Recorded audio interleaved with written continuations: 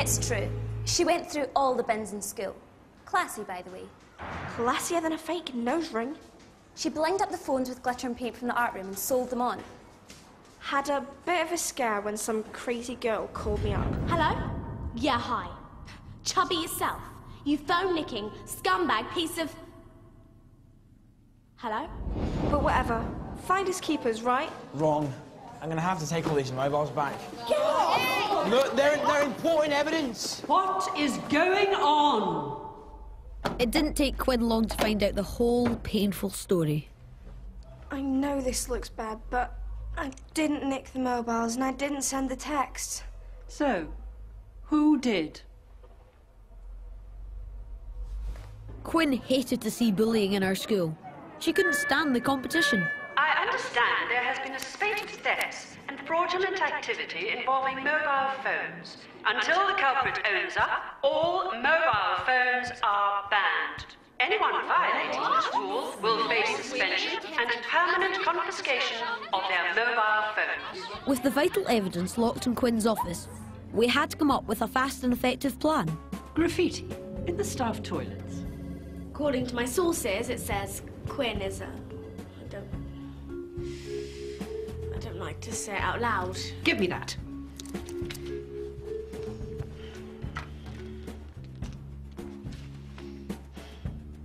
Tell the caretaker to meet me at the staff toilet with a big bucket of whitewash. But you haven't given me your comments. That's because they're unprintable.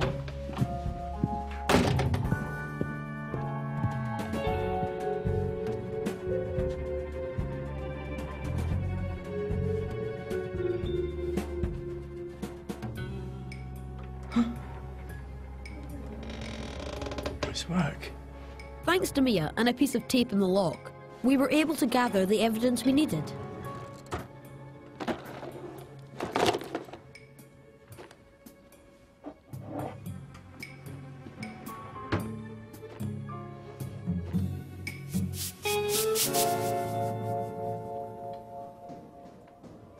Not Quinn's either, so find the fingers, we find the thief.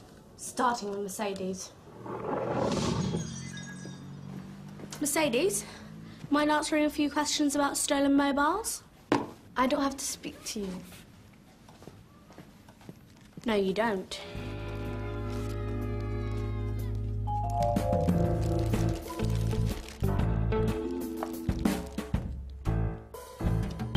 Quinn's making me pay all my customers back, so I'll need that 10 quid off you.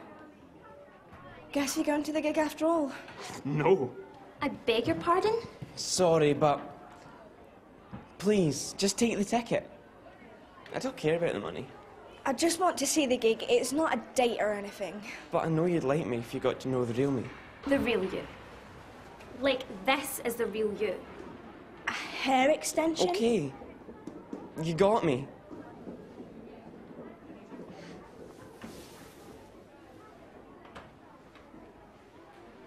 I knew you were into that emo stuff, and I just wanted you to notice me. Right. It'd be a pity date. No kissing, no touching, no talking, no... Anything you want. That is the saddest thing I've seen in my life. You need to get some self-respect. There's got to be some mistake. There's no mistake. These aren't Mercedes prints. So what do we do now? Fingerprint everyone in the school? First of all, I need to take these back to Quinn's office before she notices they've gone.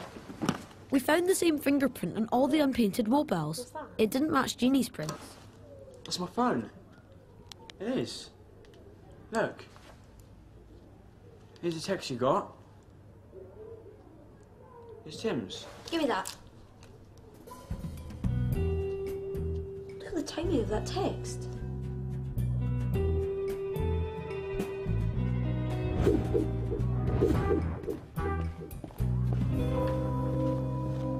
Tim, what's she doing here? Can't I lend my friend a book? Your friend? Well, kind of. What is this? More threats? Red never threatened you, but you always knew that. While we were in the library talking to Mrs. Meeker, You sneaked over to where our bags were. You stole Red's phone from his jacket. That's why you were sweating so much. You were anxious that we would catch you. By the time we got to you, it was 12:30. But the text from Red's phone to yours was sent at 12:39, nearly 10 minutes after we first spoke to you. You needed an alibi, so you sent it to yourself. But I didn't steal Zara's phone. I was in the library the whole time. Yes, in your usual seat by the window.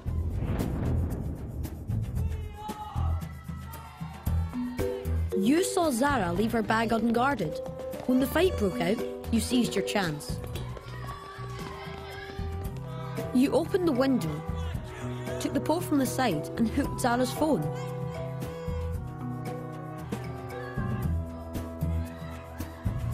Closed the window, replaced the window pole and stuck the phone in your pocket, which was easy to do in 53 seconds. And then you told the story about the black-haired girl in a yellow coat. What colour of hair? Black and a coat. What colour? Yellow. You told the first lies that came into your head. It was just bad luck the Mercedes owned a yellow coat. You're making it up. You've got no evidence. I know. Check out these prints.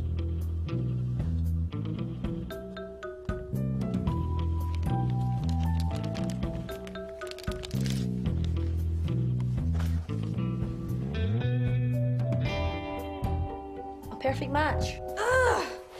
So you were the thief? Sorry. Can we still be mates? As if I only hung out with you because April wasn't talking to me. Duh. And that was the point, wasn't it, Tim? You got fed up of wandering the playground alone every break time and lunchtime. You split them up because you needed a friend. Everyone in school had their own little groups, and you were left out in the cold. It was so easy to pinch that first phone, wasn't it? And after that, you couldn't stop. How do you know that? Just a hunch. So, to make her friend, you had to make someone else unpopular. You tried to make me as desperate as you. Wanted a chance. I thought if you got to know me, you might think I was okay. Oh, Tim. Yeah? Drop dead, you total klepto-text maniac. So, tell me, Tim, what made you think you could get away with it? It was just so easy. I'm like the invisible man. Nobody notices a geek. Well, maybe they will now. What do you mean? When I run your exclusive story. And it turned out that everyone wanted to know about Tim's life of crime. That week, demand for Mia's newspaper hit the roof. And so did Quinn when she read it. He gave back all the phones and confessed of his own free will. He's trying his best to make amends. You've got to give him another chance. Luckily for you, I'm going to be lenient this time.